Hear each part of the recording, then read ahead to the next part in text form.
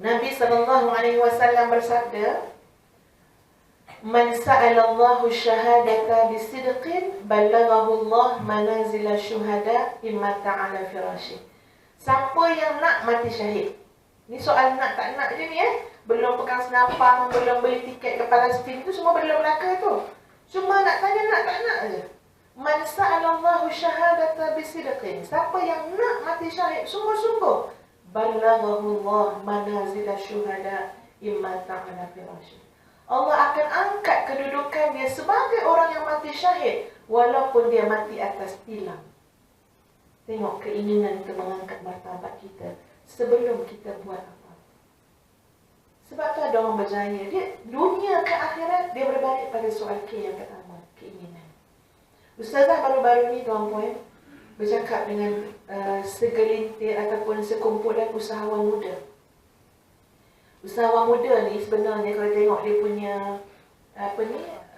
profil tu, bukan dia nak jadi usahawan pun, tapi sebab tak ada kerja. Jadi dia dia macam menggunakan ayat terjebak, terjebak kepada bisnes. Jadi kita nak bagi motivasi, Cuba tengok macam orang yang berniaga. Dia berniaga, dapatlah 2-3 ribu sebulan. Dalam keadaan kerja dia senang. Dia cuma masak nasi dagang, buat nasi kerabu. Apa lagi yang sedap pagi tu? Nasi lemak. Dia menyiaga sampai pukul 9 pagi. Yang kita ni pula orang bekerja ni tak masak nasi kat rumah, beli je kan. RM45 sebungkus. Kaya orang yang jual tu. Dia hanya bangun pukul 5 pagi. Harap-harap tuan-puan tak berhentilah daripada sini semua pakat nak jual nasi lemak depan ni. Tapi ini Ustaz cakap ni betul-betul ni. Bangun 4-5 pagi, masak 80 bungkus, campur-campur lah nasi lemak ke apa atau 100 bungkus. Kita jual pagi-pagi sampai pukul 8.30 atau 9, habis dah jualan tu. Kat KL ni. Dia jual RM5 sebungkus. InsyaAllah, bila hujung bulan, tak kurang 3,000. Dia dapat hanya dengan kerja sampai 8.30 pagi. Masa tu tuan-puan tengah jam kan? Tengah bertiga nak sampai ke sini. Dia 8.30 pagi dapat dah 3,000. Paling kurang. Balik tu dia boleh tidur. Kan, petang dia boleh window shopping. Dan macam-macam dia boleh buat. Bila kita berhadapan dengan orang macam ni, kita cakap tentang perniagaan yang lebih besar, keuntungan yang lebih besar, tanpa keinginan, mereka kata, dah cukup dah, nak buat apa ni? Betul tak? Dah cukup kan? 3,000 tu bagi orang yang seorang belum kahwin, ataupun dah kahwin, tak ada anak, dah cukup dah. Dan mereka rasa relax sangat, sebab pukul 9 dah boleh rehat. Tunggu 5 pagi esok pula. Kalau ada pun kat tengah-tengah tu pergi pasar. Ustazah berurusan dengan sekumpulan ni bukan senang, tuan-puan. Sebab peluang dia ni banyak sangat. Okey, ada program sekian-sekian, boleh nak buat jualan itu, boleh nak buat jualan ini. Nanti insya-Allah akan ada panelis yang tolong war-warkan. Akhirnya bila sampai waktu, mereka SMS, minta maaf lah, kami tak sempat, tak berminat, tak apa macam lah. Tapi sebenarnya tak dapat datang. Akhirnya ruang tu Ustaz bagi pada orang yang nak. Tuan-puan, payah sangat nak berurusan orang tak ada keinginan. Sampai saya kata, memang kalau kita kata setakat nak makan, nak minum, nak bayar SIM card, nak bayar apa, nak bayar bil handphone ke apa, memang boleh dah dengan 3-4 ribu sebulan tu. Tapi Ustaz kata, tak ada keinginan nak jadi orang kaya, supaya boleh bagi zakat pada orang lain. Kalau kita biar kekayaan pada orang yang tak ada hati perut, tak pernah fikir tentang soal hukum halal haram, soal keredaan Allah, mereka akan hidup bergelumang dalam kekayaan tu. Luar rumah mereka tu orang susah, orang fakir miskin. Peduli apa kat dia? Apa salahnya kita yang ada iman sikit, ada ilmu sikit, ada pengetahuan, kita yang kena jadi kaya. Sebab kita ada timbang rasa, kalau kita kaya, itulah sasaran kita. Siapa dia? Fuqara wal masakin, orang-orang fakir dan miskin. Tapi apakan daya, keinginan untuk menjadi orang yang memberikan sedekah dan zakat itu tidak ada pada orang yang sedang bekerja. Dia hanya ada keinginan sekadar menyukat pada selera kehidupan dia semata-mata. Tengok macam mana Sayyidah Zainab, isteri Nabi. Bukan nakkan dunia, isteri Nabi dah dikenal pasti keinginan dia. Tapi siang-siang tu bersengkam mata dia sampai malam apa semua untuk apa? Siapkan jahitan, mengait. Yang bila ditanya, kenapa dia mesti menjahit apa yang dia nak daripada dunia dia? Dia kata tidak, aku menjahit, aku mengait untuk dijual.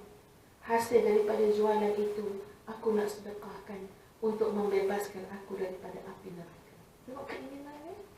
Dia buat untuk sesuatu. Dia ada keinginan yang besar.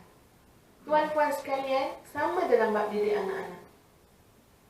Tuan-puan dalam didik anak-anak, agaknya apa keinginan kita? Apa keinginan?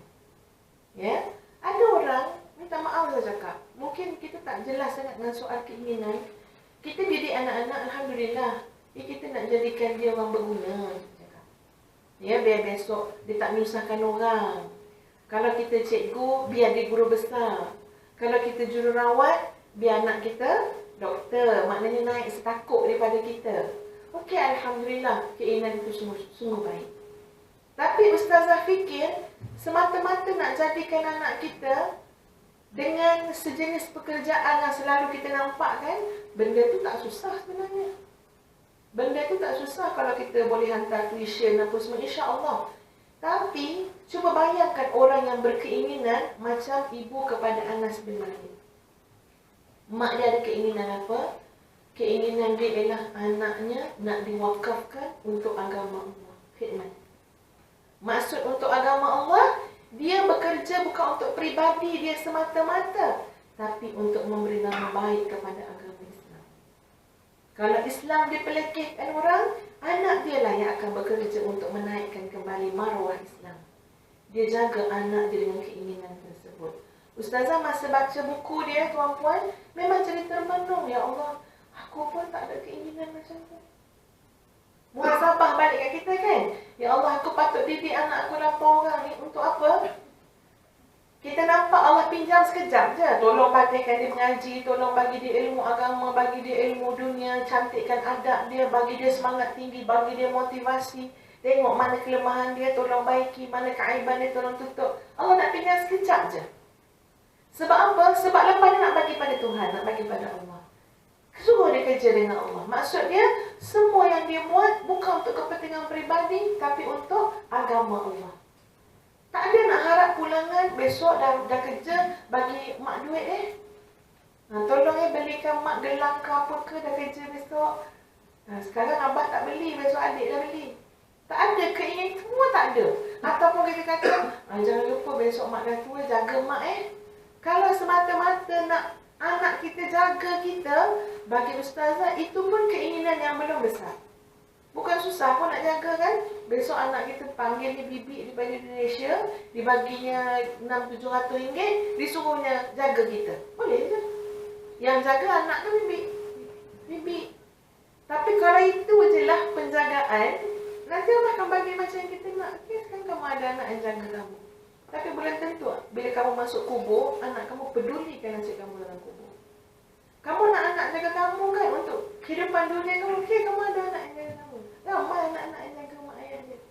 Tapi bila time mak ayah dia meninggal dunia, dia nak jadi imam solat jenazah, menggeletar, tak tahu, takut erti, takut dia sujud rokok kamu benda ke. Jadi ini penjagaan jenis apa yang kita idamkan? Penjagaan apa?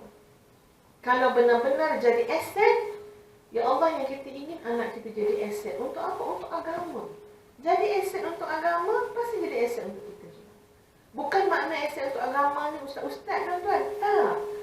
Tuan-puan yang kerja kat syarikat minyak, kan benda lah yang berkait dengan kehidupan untuk keharmonian dunia, ini sebenarnya memberi nama baik kepada agama, kepada Islam. Ya, ini benda yang kadang-kadang kita salah faham. Kalau kata kerja untuk agama, jadi agamawan. Tidak. Jadi saintis ke, jadi apa ke, tapi memberikan, maknanya memenuhi ruang fardu kifayah. Itu pun tuntutan agama. Bukan kerja untuk peribadi.